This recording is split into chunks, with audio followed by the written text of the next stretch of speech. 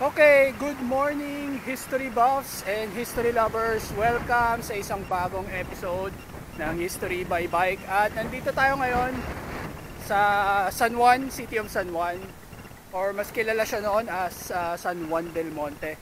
So actually ang i-commemorate natin dito sa episode natin is yung Battle of Pinaglabanan, which is nung naganap siya August 30, 1896. So bago natin simulan yung episode, huwag kalimutang i-hit yung subscribe button and mag-like and mag-share. And this is History by Bike. This is our new episode, Battle of Pinaglabanan.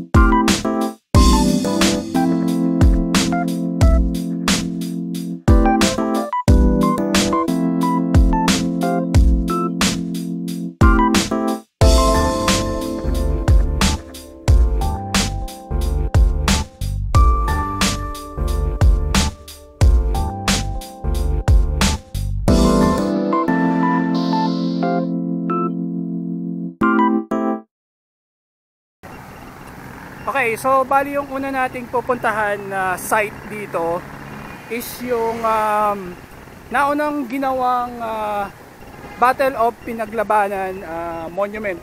So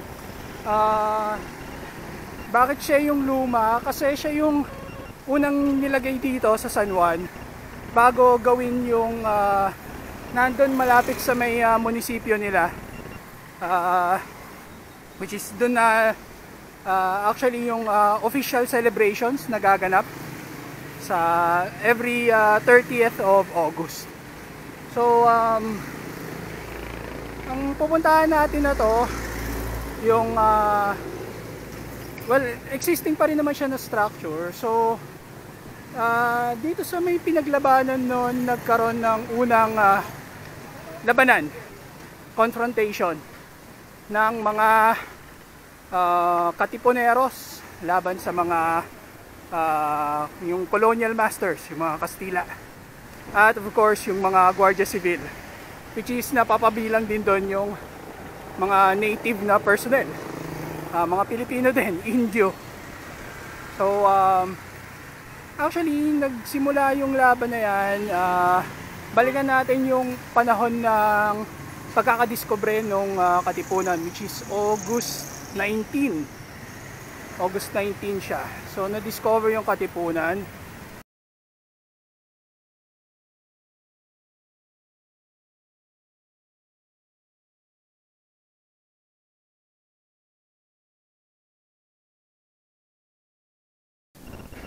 So bali ang nangyayari na noon ay nung August 19 na-discover yung Katipunan. Tapos sina Bonifacio, sina Emilio Jacinto, nagsimula na sila magpulong-pulong kung ano yung hakbang na gagawin nila. Tapos natutunugan na rin nila na yung mga Kastila, nagplaplano na rin sila kung paano sila susugpuin. So ang ginawa nila Bonifacio noon, actually sa Caloocan pa nga lang, nangyari na yung Cry of Balintawak or Cry of Pugadlawin kung tawagin. Tapos nagtipon-tipon sila sa may Pasong Tamo. Yun ay around August 29, kinagabihan ng August 29. Tapos nagsimula na nilang lusubin itong San Juan del Monte, na pagkasunduan nila na ang susugurin nila is yung Polvorin. So yung Polvorin is yung ammunition storage ng mga Kastila, ammunition stores. So yun yung balak nilang kunin, which is yun yung sinugod nga nila nung kinaumagahan ng August 30, mga alas 4 pa lang yata ng madaling araw nung sumugod na sila. So yun yung plano dapat, nasugurin yung polvorin, El Polvorin. Pero mas nakakarami yung mga puwersa ng mga katipunero. Nasa buwili lang sila mga daan-daan na mga katipunero na sumugod doon. Pero yung mga defending forces, yung mga Kastila at yung Guardia Civil, armado sila ng mga Remington rolling block rifles. So advantage nila yon. Yung mga katipunero, kadalasan panay mga bolo lang, bladed weapons, tsaka assortment ng mga baril. So hindi nila kinaya yung puwersa na yon. Although nasakop nga nila yung polvorin, umatras sila.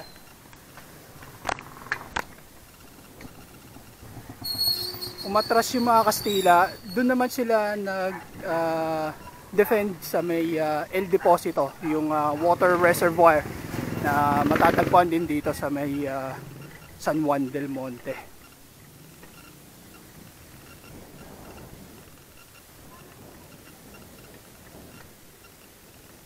So bali yung mga Kastila pala, meron ding puwersa nila na pumunta dito sa lugar na to para i-relieve din yung garrison nung El Polvorin.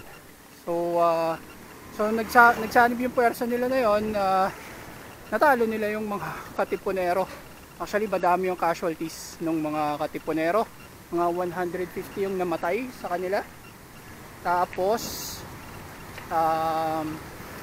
merong around 200 na nakuha yung mga Kastila sa mga hanay ng mga katipunero. So actually strategic loss ng katipunan yung nangyari dito sa battle o pinaglabanan noong August 30, 1896.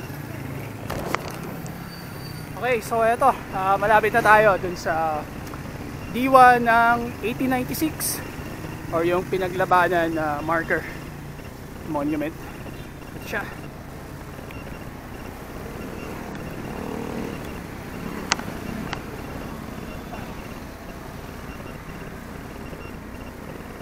Yan, nakakyatin natin. Kyatin natin siya, medyo mataas siya.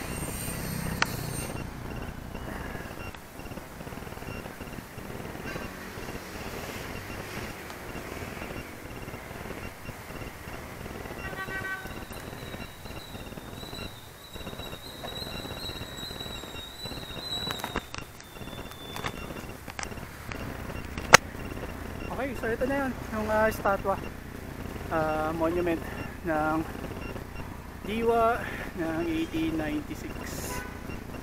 Walang kalayaan kung walang pinaglabanan.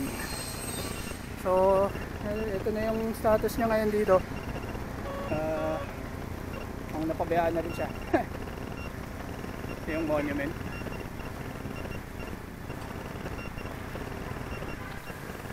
Basahin natin yung inscription. So Tagalog siya, Battle of Pinaglabanan.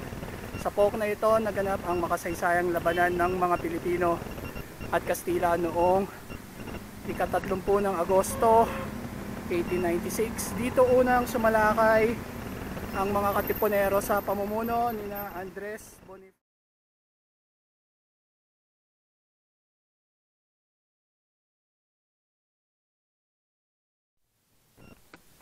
So ayan, ito merong 8 raid sun na nandito.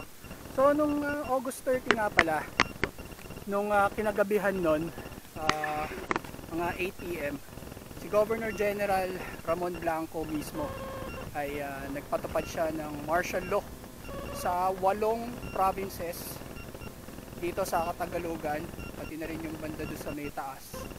At dito sa base nung araw, dyan nire-represent yung 8 provinces na yon.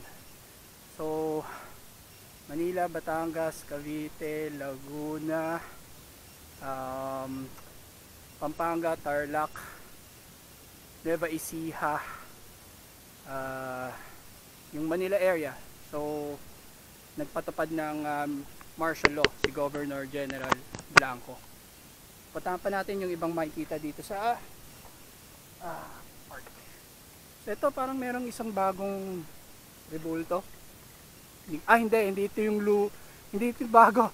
Yan yung dating nakatayo doon sa labas. Nilipat na nila dito. So puntahan natin yung mapang makikita dito sa park. Actually doon sa bandang dulo niya meron ding monument.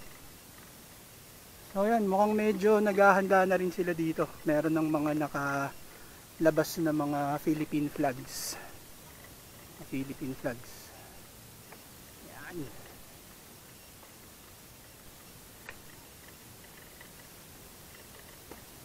Eto, merong parang roll call dito. Yung pangalan ng mga veterans. Yung Philippine Revolution. Yan. Here is a list of Filipinos who were identified as possible Katipuneros based on primary sources and published studies.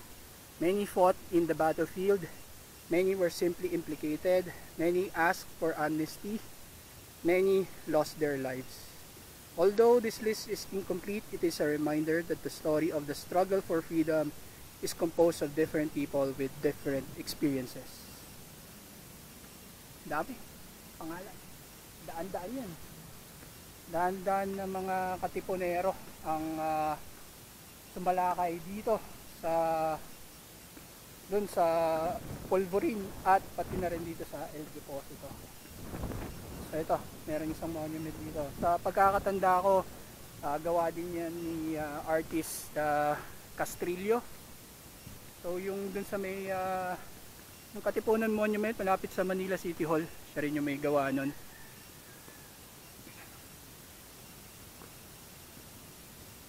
So meron pang parang marker dito. Okay, so now is the time that the light of truth must shine.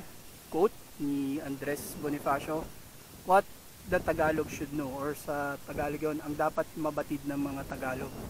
Circa 1896, this flame shines in memory of the Filipinos who were part of the struggle for freedom. Many have their names recorded. Many were lost in history.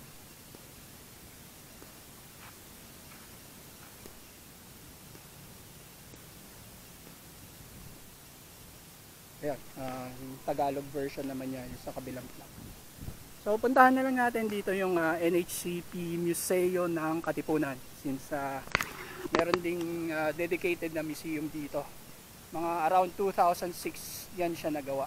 So subukan natin puntahan. Pero tingin ko hindi tayo makapag-video dun sa loob. Sa labas lang natin siya pwedeng tingnan.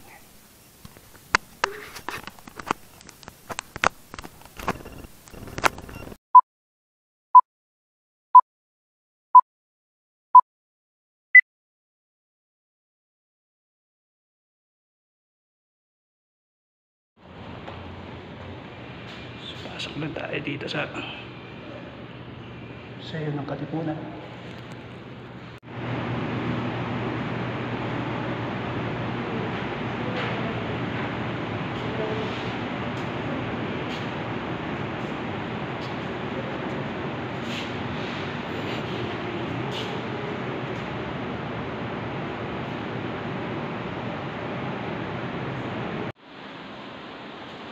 Okay, wow, diorama exhibit Katipunan.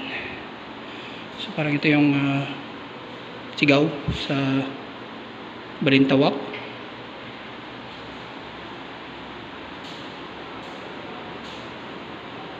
Ito yung skirmish sa Polvorin. So parang bagong ano pala to, hindi ko pa nakikita ito eh.